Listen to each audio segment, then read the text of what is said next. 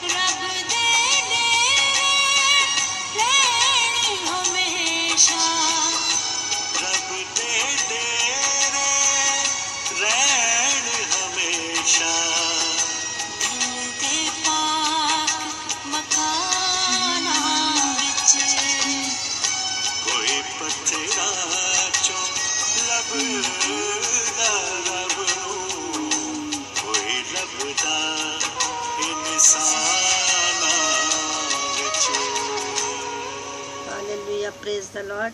کوئی پتھراں وچ رب نو لبدا کوئی لبدا انساناں وچ، اور جو انسان خدا کو ڈھونڈتے ہیں خدا ان کے دلوں میں رہتے ہیں اپنا مندر بنا کر۔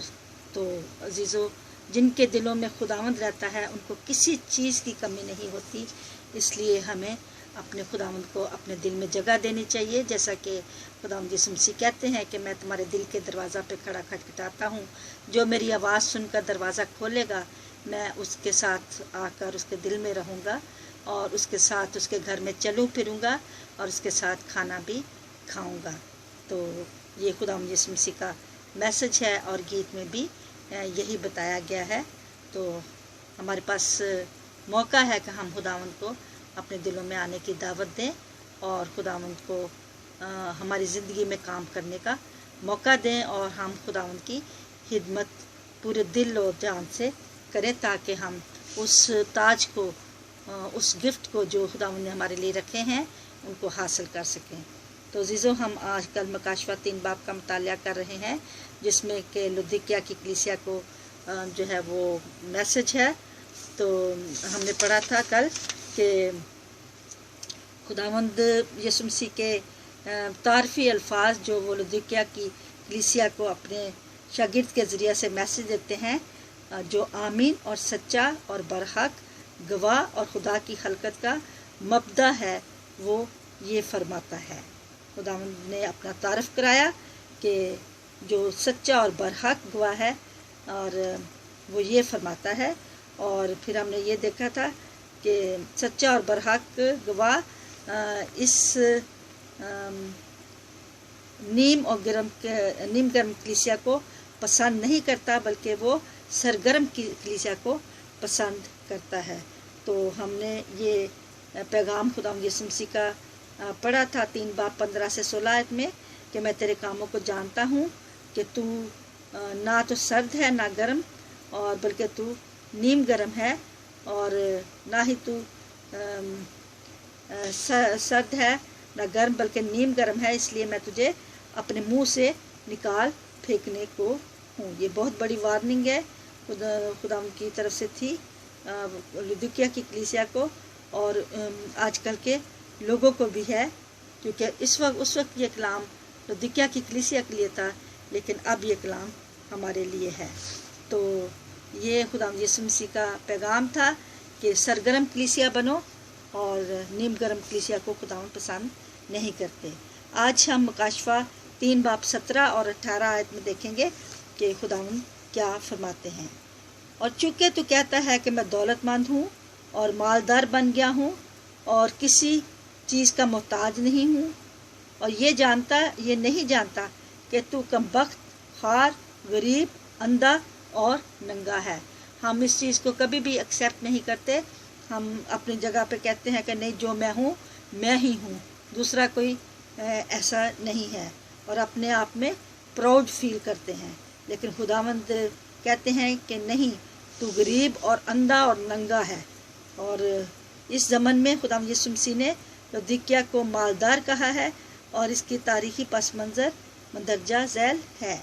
रूमी गवर्नर अंताकस ने यहूदियों को शहरी हकूक़ दिए, लिहाजा यहूदी ताजर इस शहर में आ गए, और लौदीकिया एक अमीर तरीन शहर बन गया। जिस मुल्क में या शहर में यहूदी लोग कारोबार करते थे, वहाँ दौलत जमा हो जाती थी। खुदा ने इसराइल को बहुत बरकत बख्शी, और याकूब ने जैसा खुदा से वादा किया था कि अगर तू मैं जिस सफ़र पे जा रहा हूँ, ऐ खुदावंद अगर तू मेरे साथ रहे और तू मुझे खाने के लिए रोटी और पहनने को कपड़ा देता रहे, तो मैं तुझे अपना 10वां हिस्सा दिया करूँगा। और इस्राएली लोग जो हैं वो अपनी कमाई का 10वां हिस्सा खुदावंद की हजूरी में पेश करते हैं। बल्कि कुछ लोग तो इतने अच्छे हैं कि हमने सुना है कि वो 90% जो है वो खुदावंद के नाम पे दे के 10% खुद रखते हैं, और खुदावंद ने उनको बहुत बरकत दी है। इस शहर की दौलत और अमारात में मसीही लोग भी बराबर के शरीक थे, और समझते थे कि वो किसी की चीज़ के मोहताज नहीं। फ़लसफ़ा इंसानियत पर सती यहाँ तक खुद कफ़ालत सिखाता है। खुदा बताया गया है कि मसीही लोग इसमें बराबर के शरीक थे, और कुछ समझते थे कि वो किसी चीज़ के मोहताज नहीं हैं, क्योंकि उनको अमीर लोग कलीसिया जो है वो बताया गया है। लौदीकिया की कलीसिया अपनी तादाद और अशिया, चंदे, शोहरत और दौलत पर फ़ख्र करती थी, इसलिए वो निजात, रफ़ाकत और खुदा के ज़रूरत महसूस नहीं करती थी। किसी चीज़ का मोहताज नहीं। वो बड़े फ़ख्र के साथ तो ये कह सकते थे कि सोना चांदी तो मेरे पास है, मगर पतरस की तरह ये नहीं कह सकते थे कि यीशु मसीह नासरी के नाम से तू चल फिर।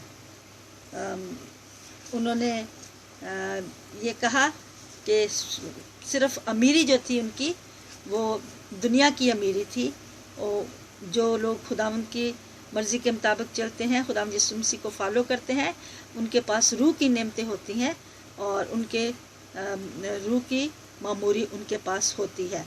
वो सोना चांदी, जैसे कि पतरस ने अंधे ने कहा कि मुझे जो है ठीक होना है, तो मेरी मदद करो इब्न दो, मुझे मेरी मदद करो खुदावंद के लोगों।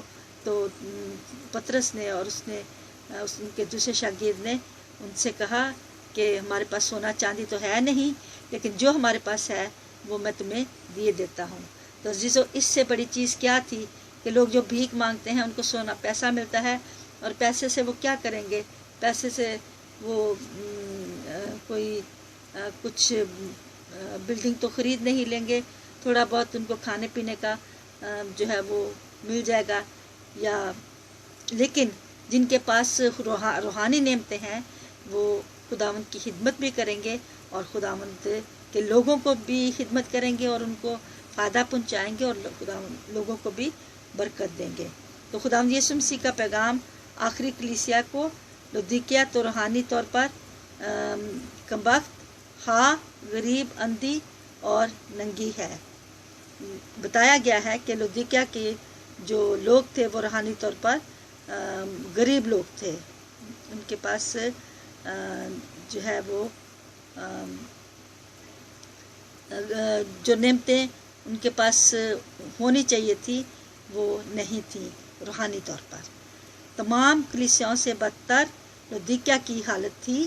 اگرچہ بظاہر مادی طور پر لودیکیا کے مسیحی دولت مند تھے، تو بھی خداوند یسوع مسیح ان کی روحانی غربت اور اندھے پن کا ذکر کرتا ہے۔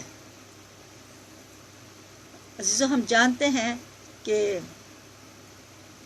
جو لوگ خداوند کے ساتھ نہیں چلتے وہ کئی تو بیچارے کنگال زمین پر بھی ہوتے ہیں، ان کے پاس کچھ نہیں ہوتا۔ کئیوں کو خداوند نے بڑی برکت دیتے ہیں اور ان کے پاس دنیاوی چیزیں بھی ہوتی ہیں اور روحانی چیزیں بھی ہوتی ہیں، اور کئیوں کے پاس دنیاوی چیزیں ہوتی ہیں، روحانی نہیں ہوتی۔ لیکن مبارک ہیں وہ لوگ جن کے پاس دنیا میں بھی دینے والے ہاتھ ہیں اور جو ہے وہ آسمان پر بھی ان کو خزانہ ملے گا۔ جب وہ غریبوں کی مدد کریں گے، یتیموں کی مدد کریں گے اور غریبوں یتیموں کو ہیلپ کریں گے، تو خداوند کا وعدہ ہے کہ تمہیں آسمان پر خزانہ ملے گا۔